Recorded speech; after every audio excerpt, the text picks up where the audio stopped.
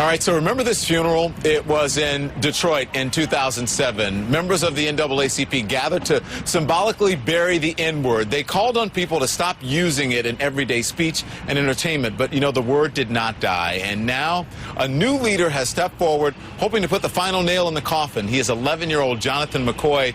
More than 800,000 people have watched the video of his impassioned speech before his church congregation.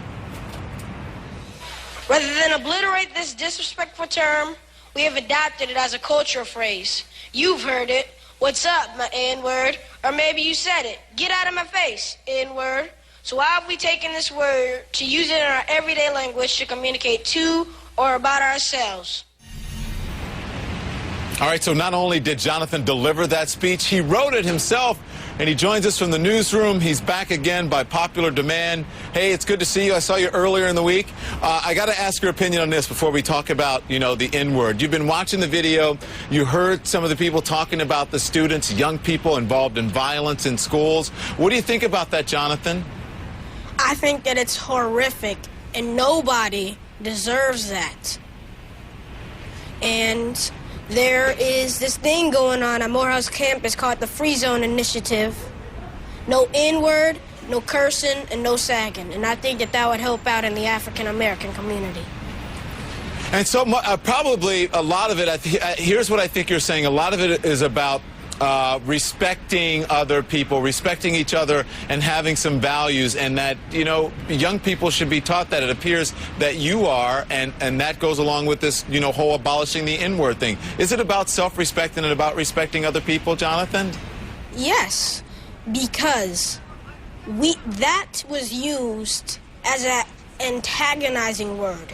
It was used negatively, and that should not be going on. We should not be calling ourselves that, because it is disrespectful, and it's taken back everything that Martin Luther King and Rosa Parks and other various civil rights leaders have done.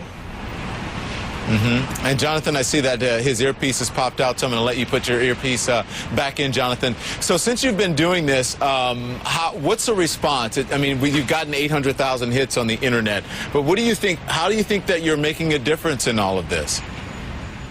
I think that once people see this speech, that they will be encouraged to stop using this word. And I think that after that, they will pass it on to person, to person, to person, to person, until it's abolished.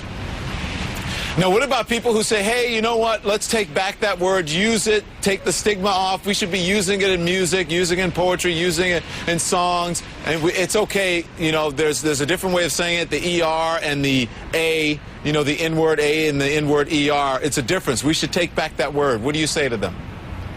If you were going to call somebody dumb and then we're like, oh, we're going to turn dumb into a good word, would you call it dumb? Would that make any sense? No. So I don't see why people are using this word this way. All right. Jonathan McCoy wants to abolish the N-word. And Jonathan, we appreciate you joining us. A very smart young man. He is in Atlanta tonight. Thank you, Jonathan. Best of luck to you, okay? Okay.